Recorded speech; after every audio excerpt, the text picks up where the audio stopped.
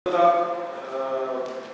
ज़्यादा शायरी गज़ल के हवाले से, सबसे पहले तो अपने शेर सफ़र के हवाले से ऑडियंस को कुछ बताइए, फिर ज़रा जो आज की गज़ल है, आज की नौजवान नस्ल जो गज़ल कह रही है वो रवायत से किस हद तक मुख्तलिफ है या रवायत से किस हद तक जुड़ी हुई है, उस हवाले से ज़रा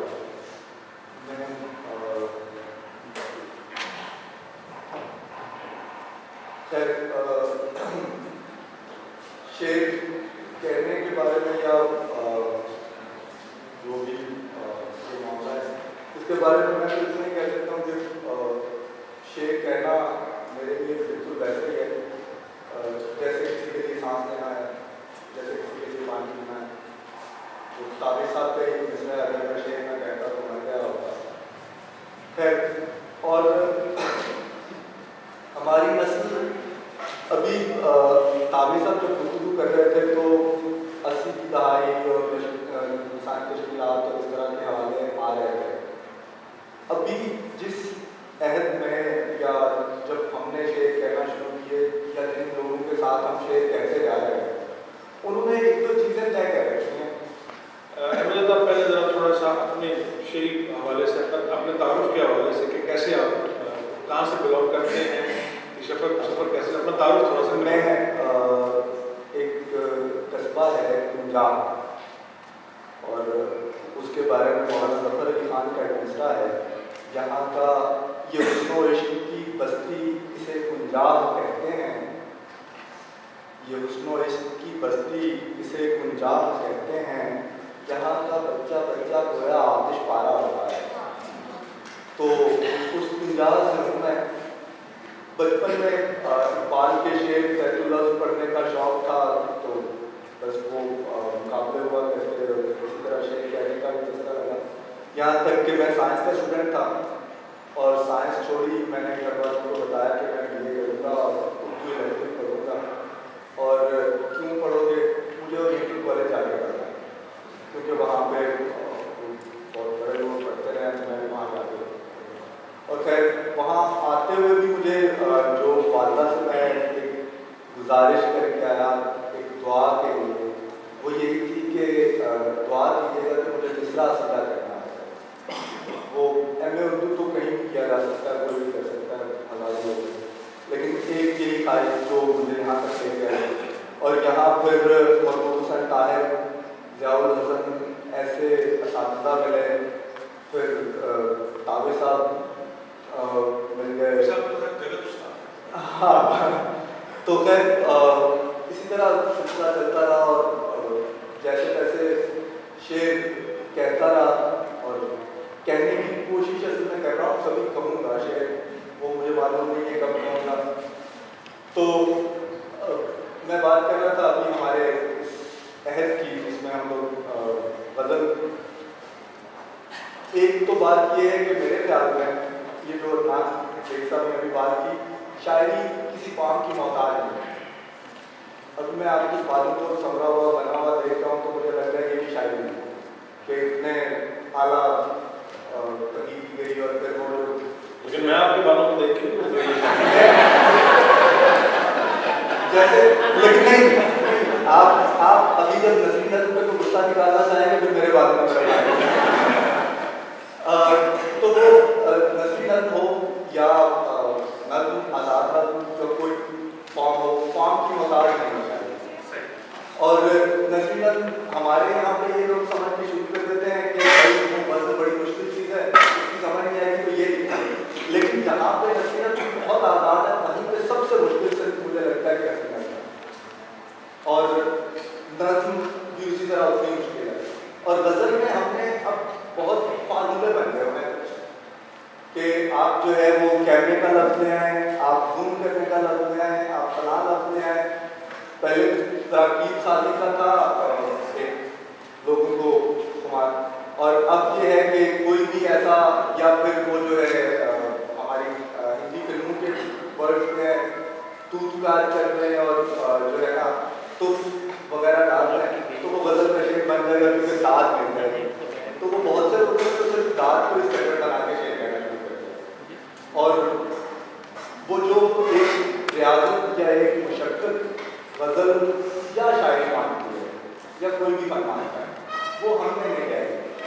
तो तब मैं यहाँ पर अपने नज़रियात के हवाले से बात की, तो गज़ल में हमने देखा कि काफ़ी साहब से भी बात जो हो रही थी वो यही हो रही थी कि जो गज़ल की हवाले से जो नए नए तजर्बे हुए या जो जब यहाँ लाहौर आए और जो एक माहौल देखा, तो उसमें एक बहुत बड़ा हवाला उन लोगों का भी था जो लफ्ज़ी तश्कीलात के हवाले से गज़ल के अंदर तब्दीलियाँ ला रहे थे या गज़ल की लैंग्वेज या गज़ल के डिक्शन को वो बदल रहे थे।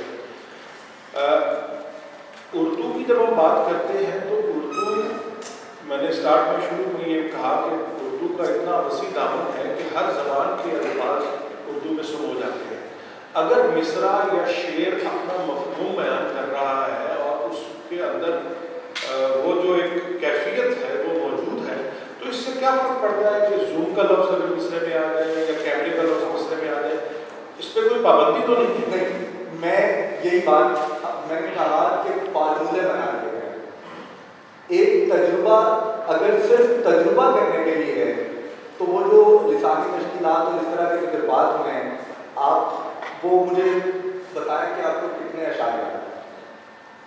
लेकिन जब तक तजुर्बा आपके अंदर से, आपकी वारदात से मिल के और आपके अंदर से हो के नहीं आएगा, तब तक वो तजुर्बा कुछ नहीं है, कोई हैसियत नहीं रखता सिवाय एक तजुर्बे के, एक्सपेरिमेंट। आप ये कह रहे हैं कि जिस तजुर्बा वही काबिल कबूल है जिसकी एक्सेप्टेबिलिटी हो जाती है, और एक्सेप्टेबिलिटी को आप अवामी पजीराई के से नापेंगे या उसका कोई और है? नहीं, मैं ये कहना चाहता हूँ कि जब तक वो तजुर्बा आपका शेरी वारदात बनकर सामने नहीं आता, तब तक वो तजुर्बा सिर्फ एक तजुर्बा है।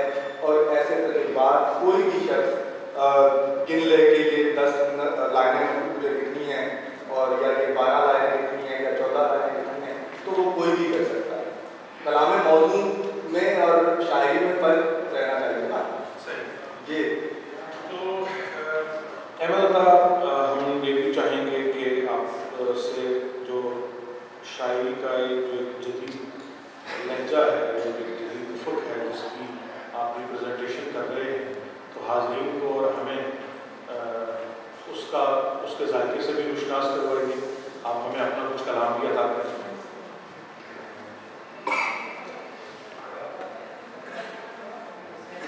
रंगे पुरशोर से वैसे भी बसूंगा। वाह वाह। रंगे पुरशोर से वैसे भी,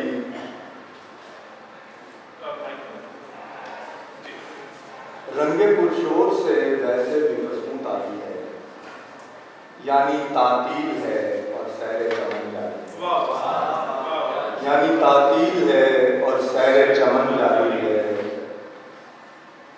हो ना हो ऊंचा चटकने को है बेताब कहीं, हो ना हो ऊंचा चटकने को है बेताब कहीं।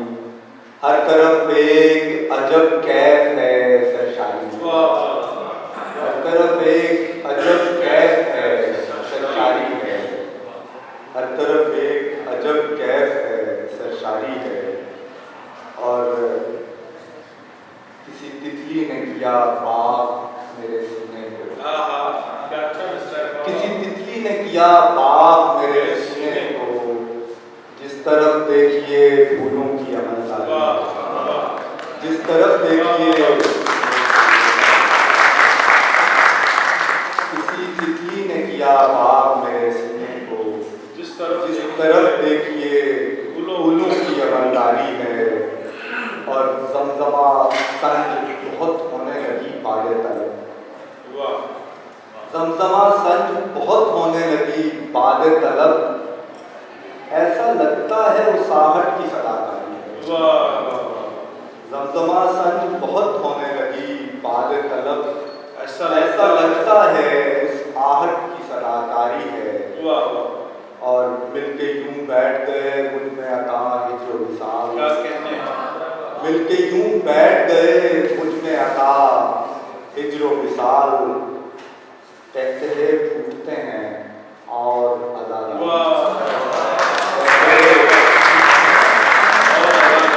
और